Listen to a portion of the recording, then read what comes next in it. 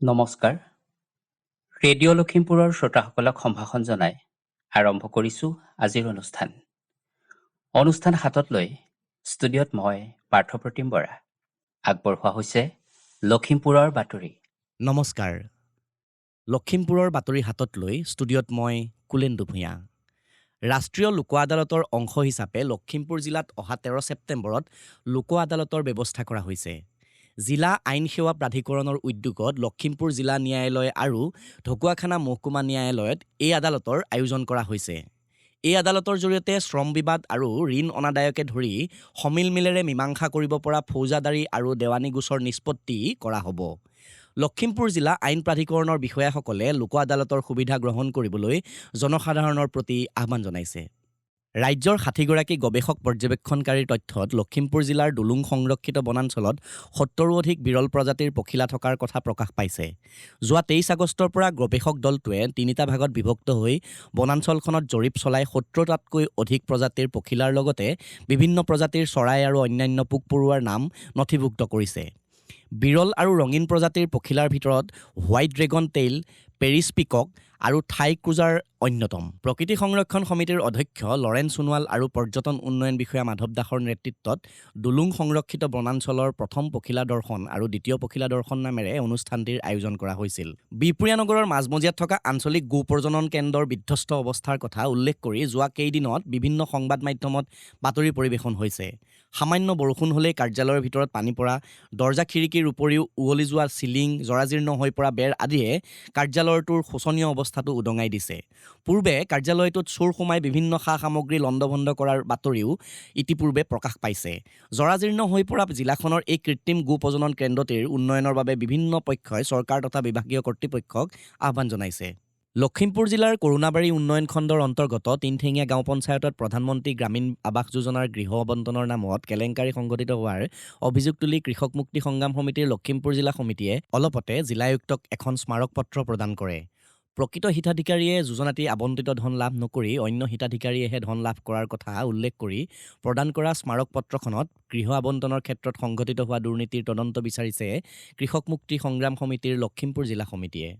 ইপিনে চুবুৰীয়া অৰুণাচল প্ৰদেশৰ টিকে ইঞ্জিনিয়াৰিং কনচৰ্টিয়াম প্ৰাইভেট লিমিটেডে নিয়োজিত বহু শ্ৰমিকক কেইবামাহ ধৰি দৰমহা নিদিয়াৰ অভিযোগ উত্থাপন কৰি কোম্পানীটোৰ বিৰুদ্ধে অলপতে লখিমপুৰৰ একাংশ শ্ৰমিকে জিলা শ্ৰম বিষয়াক অভিযোগ পত্ৰ প্ৰদান কৰে। শ্ৰম বিষয়াক শ্ৰমিকসকলৰ প্ৰাপ্যধন মোকলাই অনাৰ ক্ষেত্ৰত বিহিত ব্যৱস্থা গ্ৰহণ কৰিবলৈ অনুৰোধ জনাইছে। লখিমপুৰ জিলাৰ এটি অন্যতম প্ৰকাশন গোষ্ঠী জোনালী প্ৰকাশনৰ দ্বাৰা অহা অক্টোবৰ মাহৰ মাজভাগত অসমৰ দুগৰাকী কবিৰ 200টি দেশপ্ৰেমমূলক কবিতাৰ সামৰি এখন কাব্যগ্ৰন্থ প্ৰকাশৰ প্ৰস্তুতি চলোৱা হৈছে। অসমৰ বৰেণ্য কবি তথা লেখক সাহিত্যিকসকলৰ জ্ঞাতাৰ্থে প্ৰস্তুত কৰা গোহাৰিৰ জৰিয়তে প্ৰস্তাৱিত কাব্যগ্ৰন্থখনিৰ সম্পাদক অতুল শইকীয়াই একোটিকৈ দেশপ্ৰেমমূলক স্বৰচিত কবিতা সম্পাদনা সমিতিলৈ প্ৰেৰণ কৰিবলৈ অনুৰোধ জনাইছে। অহা ছেপ্টেম্বৰ মাহৰ পহিলা সপ্তাহৰ ভিতৰত পোৱাকৈ কবিতাসমূহ atulsoikia.dtp@gmail.com মেইল নাইবা 9954476361 হোৱাটছআপ নম্বৰলৈ প্ৰেৰণ কৰিব পাৰিব। শ্ৰোতাসকলক জনাওঁ যে আমাৰ লখিমপুৰৰ বাতৰি একে নামেৰে থকা ইউটিউব চেনেল আৰু ফেচবুক পেজ ৰেডিঅ' লখিমপুৰৰ জৰিয়তে শুনিব পাৰিব। নিয়মীয়াকৈ বাতৰিসমূহ শুনি থাকিবলৈ ফেচবুক পেজটি ফ'ল' নাইবা লাইক আৰু ইউটিউব চেনেলটি ছাবস্ক্ৰাইব কৰিব। আমাৰ আজিৰ নিশাৰ লখিমপুৰৰ বাতৰি ইমানতে অন্ত পৰিল। পৰৱৰ্তী বাতৰি প্ৰচাৰ হ'ব কাইলৈ নিশা 8 বজাত। নমস্কাৰ। শ্ৰোতাসকলে ইমান পৰে লখিমপুৰৰ বাতৰি শুনিলে। এয়া ৰেডিঅ' লখিমপুৰ। আৰম্ভ কৰা হৈছে শিল্পীৰ পৃথিৱী। শিল্পীৰ পৃথিৱী অনুষ্ঠানত নাট্য তথা চলচ্চিত্ৰ জগতৰ এগৰাকী প্ৰবীণ অভিনয় শিল্পী শ্ৰী পৰেশ বৰাৰ সৈতে হোৱা কথোপকথনৰ আজি 12 খণ্ড আগবঢ়োৱা হৈছে। তেখেতৰ সৈতে আলাপ কৰিছে মিণ্টু শইকীয়াই। আহকচোন আমি অনুষ্ঠানটিৰ মাজলৈ আগবাঢ়ো। নমস্কাৰ শ্ৰোতাসকল, য'তে আছে আপোনালোক নিশ্চয় কুশলে আছে। শিল্পীৰ পৃথিৱীৰ অন্য এটা খণ্ড হাতত লৈ পুনৰ উপস্থিত হৈছোহি আপোনালোকৰ কাষত। আমি চিনেমা, নাটক ইত্যাদি বিভিন্ন কথা আলোচ কৰি আছোঁ অসম তথা লখিমপুৰৰ এগৰাকী ব্যক্তি শ্ৰদ্ধাৰ শ্ৰীযুত পৰেশ বৰা ছাৰৰ সৈতে। আজি ছাৰ আমাৰ 12 খণ্ডটিলৈ আপোনাক স্বাগতম জনাইছোঁ। ধন্যবাদ ছাৰ। হয়, চিনেমাৰ যিহেতু আমি কথা আলোচনা কৰি আছিলোঁ, দুখনকৈ চিনেমা লখিমপুৰৰ পানীগাঁৱৰ পৰা হৈছিল। ইয়াৰে এখন চিনেমা কৰি থকাৰ অৱস্থাতে যিগৰাকী প্ৰখ্যাত পৰিচালক ব্ৰজেন বৰুৱা। ব্ৰজেন বৰুৱা, হয়। তেখেত চিনেমাখন সম্পূৰ্ণ নহওঁতেই পৰলোকলৈ গমন কৰিলে। সেইখিনি সময়ত চিনেমাখন হ'ব নহ'ব বা কেনেদৰে কাৰ পৰিচালনাত হ'ব ইত্যাদি কথা, লগতে সেই সময়ত হোৱা বিভিন্ন ধৰণৰ অভিজ্ঞতামূলক কথা যদি আছে ছাৰ, যদি দুআষাৰ আপোনাৰ পৰা আমি জানিব খোজো। নিশ্চয় নিশ্চয়, বৰ ভাল লাগিলে। ব্ৰজেন বৰুৱা দেৱৰ মৃত্যু হৈছিলে 28 জুন 72 চন। হয়। সেই সময়তে আমি আমাৰ কমিটিখন মানে আমাৰ প্ৰগতি চিনে প্ৰডাকশ্যনৰ আমি মানুহখিনি বৰ হতভম্ব হৈ পৰিছিলো, কি কৰিম কি নকৰিম। তেনেকুৱাতে বহুত ডাঙৰ কথাও হৈ গৈছিলে বাৰু। আমাৰ জীৱন বৰুৱা দেৱক তেওঁ পৰিয়ালৰ মানুহে, ব্ৰজেন বৰুৱা ঘৰৰ পৰিয়ালৰ মানুহে ঘৰলৈ মাতি নি পেলাই বেয়া ব্যৱহাৰো কৰিছিলে।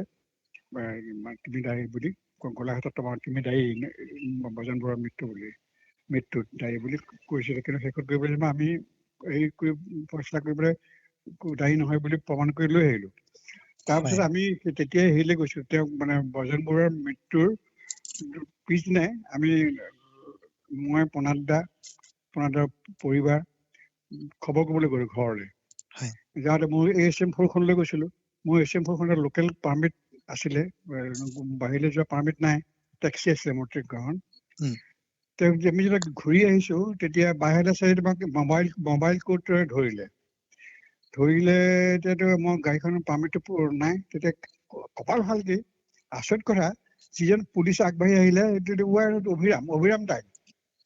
অভিৰাম টাইট মোৰ বন্ধু, পুলিচ অফিচাৰ দেই। সি ক'লে কি হ'ল তোমাৰ এনেকুৱা কথা, হেৰি অন্য কাগজ পাৰ্মিট কেনেকুৱা নাই। এই বোলো হ'ব দে, মই লৈ যাওঁচোন তই। আমি গ'লো মেজিষ্ট্ৰেটৰ ঘৰত থিয় হ'লো। মেজিষ্ট্ৰেটে চাহাবতে ক'লে কেলে পাৰ্মিট নোহোৱাকে গাড়ীখন চলাইছে। মই বোলো এনেকে হঠাতে আহিবলগীয়া হ'ল, ব্ৰজেন বৰুৱা দেৱৰ মৃত্যু, আমাৰ প্ৰজাখনৰ মতে তেখেত পুলিচ লগাইছিলে, হঠাতে মৃত্যু হ'ল, গতিকে তেখেতক খবৰ ল'বলৈ দুৱাৰলৈকে আহিবলগীয়া হ'ল। গতিকে পাৰ্মিটৰ কথা চিন্তা নকৰিলো আৰু। হয় নেকি? তেতিয়াহ'লে এটা কথা, ঠিক আছে বাৰু, in the name of Brajen Barua মই আপোনাক ৰেহাই দিলো, যাওক। এইবুলি পুলিচকেইটাক চিঙি দিলে, আমি পাৰ হৈ গুচি আহিলো। সঁচা কথা, ব্ৰজেন বৰুৱা খবৰ কৰিবলৈকে আমি গৈছিলো। গতিকে খুব ভাল লাগিলে যে ব্ৰজেন বৰুৱা শেষত ইমানেই পপুলাৰ, ইমানেই জনপ্ৰিয় আছিলে যে পুলিচেও মানে মেজিষ্ট্ৰেটেও তেওঁৰ মানে আমাক ৰেহাই দিছে। মোবাইল কোৰ্টত সাধাৰণতে বহুত ফাইন কৰে গাড়ীবিলাকৰ পাৰ্মিট বা ড্ৰাইভিং লাইচেন্স নহ'লে হেৰি কৰে। ছাৰ, যিহেতু আপোনালোকে নিৰ্মাণ কৰা চিনেমাখনৰ সৈতে জড়িত হৈ থকা সেই সময়খিনিতে তেখেতৰ মৃত্যু হ'ল, ছাৰ আপুনি এবাৰ মানে অনুভৱ বেকত কৰিব খুজিবনে যে তেখেতৰ মৃত্যুৱে অসমৰ চিনেমা জগতৰ অপূৰণীয় ক্ষতি সাধন কৰিলে? সেইটো আৰু ক'বই নালাগে, অপূৰণীয় ক্ষতি সাধন হয় সাংঘাতিকভাৱে। কাৰণ তেখেতৰ নিজস্ব শৈলী এটা আছিলে, যিটো শৈলীৰ দ্বাৰা তেওঁ অনুধাৱন কৰিছিলে কেনেকে ছবি জগতত আমি নতুন বস্তু সৃষ্টি কৰিব পাৰো নিজে লোকেলি। যেনেকে ছবিখনৰ চাউণ্ড চিষ্টেমটো নিজে বনাই ললে, সাধাৰণ টেপ ৰেকৰ্ডাৰ এটাকে আলাম কৰি ইনভেশ্যন কৰি পেলাই তেওঁ নিজে এটা বনাই দিলে আৰু ডাঙৰ কাম এটা কৰিলে। নহ'লে আমি কলিকতালৈ আনিব লাগিলহেঁতেন, বহুত টকা পইচা আমাৰ ৰেহাই হৈ গ'ল। গতিকে তেওঁ অপূৰণীয় ক্ষেত্ৰত হয়, নাটক ছবি, অন্যান্য সকলোবোৰ গান, তেওঁ নিজেও গান লিখে, গায়, ডাইৰেকশ্যন দিয়ে। গোটেইখিনি হেৰি লষ্ট হৈছে আমাৰ অসমৰ কাৰণে, বিৰাট লষ্ট বুলি ভাবিছো। হয়, আৰু ইপিনে ছাৰ, লখিমপুৰৰ পানীগাঁও অঞ্চলটোৰ কথাও যদি আমি মনলৈ আনো, তেনেহ'লে সেই চিনেমাখন যদি সঁচাকৈ সম্পূৰ্ণ হৈ উঠিলহেঁতেন আৰু তেখেতো যদি জীয়াই থাকিলহেঁতেন, তেতিয়াহ'লে চাগৈ পৰৱৰ্তী সময়ত এই অঞ্চলটোৰ পৰা তেখেতৰ সহযোগিতাত, তেখেতৰ পৰিচালনাত আৰু চিনেমা নিৰ্মাণ কৰিবলৈ আপোনালোকেও হয়তো আগবাঢ়িলহেঁতেন বা নহ'লহেঁতেন। তেনেকুৱা এটা কথা আমি চিন্তা কৰি আছিলো। আৰু ব্ৰজেন বৰুৱাক কোৱাও হৈছিলে, ব্ৰজেন বৰুৱাই মানে সুধিছিলে যে হেৰি, প্ৰথমতে দেই ইমান টকা পইচা ক'ব পাব। তেতিয়া আমাৰ জয়া শইকীয়া দুৱাই কৈছিলে যে বৰা ঘৰৰ মানুহ আছে তেওঁলোকৰ পিছত, বৰা ঘৰৰ মানুহ বৰ ধনী পৰিয়াল, তেওঁলোকৰ পাছত আছে, গতিকে হেৰি নহয়, আপুনি একো অসুবিধা নাপায়, গতিকে আপুনি আৰম্ভ কৰিব পাৰে। সেইবুলি আৰম্ভ কৰিলে। আৰু তেওঁক এইটো কথাও কোৱা হৈছিলে যে এইখন যদি চাকচেছ হয়, আমি ইয়াৰ পিছত হেৰি কৰিম আৰু ছবি আৰম্ভ কৰিম, এইবুলি তেওঁক কোৱা হৈছিলে। আৰু তেওঁ সেইটো এগ্ৰিও কৰিছিলে, তেওঁৰ পৰিবাৰেও এগ্ৰি কৰিছিলে কথাটো। আৰু পোনা বৰা ঘৰত একেবাৰে পাৰ্মানেণ্ট থকা কথাই ভাবিছিলে তেওঁ, যে মই ইয়াত থাকি ল'ম, মানুহখিনিক খুব ভাল পালে, পানেঙা মানুহখিনিক খুব ভাল পালে, কথা বতৰা আচাৰ ব্যৱহাৰ সাংঘাতিক ভাল পালে। সেইকাৰণে তেওঁ এই তেনেকুৱা মনোভাৱটা আমাৰ নথকা নহয়, আছিলে। কিন্তু ভগৱানে তেওঁক অকালতে লৈ গ'ল। আমাৰ বিৰাট এটা ক্ষতি হ'ল বুলি ভাবিছো নিজকে। হয় হয়, যি নহওক ছাৰ, আমি স্মৰণ কৰিছোঁ আজিৰ এই সময়খিনিত। ছাৰ, সময় আমাক ইংগিত দিছে, আজি দ্বাদশ খণ্ডটিৰ পৰা আমি বিদায় ল'ব লাগিব। ত্ৰয়োদশ খণ্ড অৰ্থাৎ কাইলৈ অন্য এটা খণ্ডত পুনৰ আমি আপোনাৰ সৈতে আলোচ কৰিম। শ্ৰোতাসকলে ইমান পৰে শিল্পীৰ পৃথিৱী শিতানত নাট্য আৰু চলচ্চিত্ৰ জগতৰ প্ৰবীণ অভিনয় শিল্পী শ্ৰী পৰেশ বৰাৰ সৈতে হোৱা কথোপকথনৰ দ্বাদশ খণ্ডটি শুনিলে। তেখেতৰ সৈতে আলাপ কৰিলে মিণ্টু শইকীয়াই আৰু সম্পাদনাত আছিল ৰুবুল হাজৰিকা। কথোপকথনটিৰ ত্ৰয়োদশ খণ্ড প্ৰচাৰ কৰা হ'ব কাইলৈ এই একে সময়তে। এয়া ৰেডিঅ' লখিমপুৰ। এতিয়া আগবঢ়োৱা হৈছে কাব্যকুঞ্জ।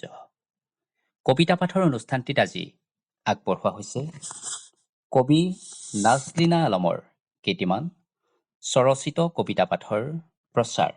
নদীৰ ক্ষীণাংগী দেহত যেতিয়া সূৰ্যৰ পোহৰে পোহাৰ মেলে, ৰমন বিলাস ৰাতিৰ গৰ্ভত ডুব মাৰে কামুক আকাশ।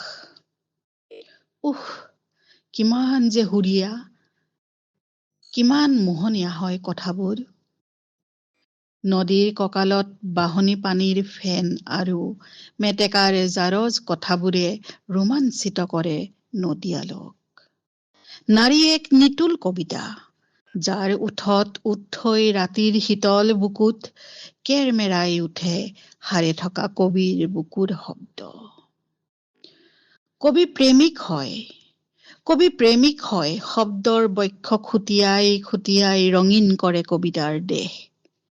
পৃথিৱীৰ জীৱনী শক্তি নাৰী, সৃজনী শক্তি নাৰী, পুৰুষৰ শোভা শক্তি নাৰী। নদী আৰু নাৰীৰ কথাবোৰ আলসুৱাই নহয়, সুকীয়াও।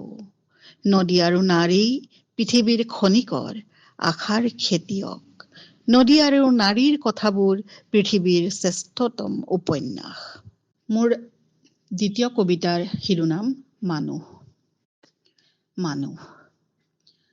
আমি যেতিয়া গুগল মিটত কথাৰ মহলা মাৰো, তেতিয়া আমি বন্ধু অথবা কবি। তেতিয়াও আমি লগৰীয়া আছিলো, যেতিয়া এটা বগৰী চোলাৰে ঢাকি দাঁতেৰে ভাগ কৰি খাইছিলো। স্কুলৰ প্ৰাৰ্থনা গাওঁতে এবাৰো যেনেকৈ ভবা নাছিলো সেই প্ৰাৰ্থনা ৰামৰ ৰহিমৰ নে যীচুৰ। তেতিয়া আমি ছাত্ৰ আছিলো। জাতিৰ বাবে, দেশৰ বাবে, ভাষাৰ বাবে যুঁজাৰ পৰত আমি আছিলো দেশপ্ৰেমিক, শ্বহীদ আছিলো অসমীয়া। কিন্তু এতিয়া ৰজাৰ খেলপথাৰত সকলো খেলা, ধৰ্ম এটা ৰবাব টেঙা মগজুৰে খেলা। আহক খেল এখন খেলো, চেংগুটি ধৰ্মৰ নামত।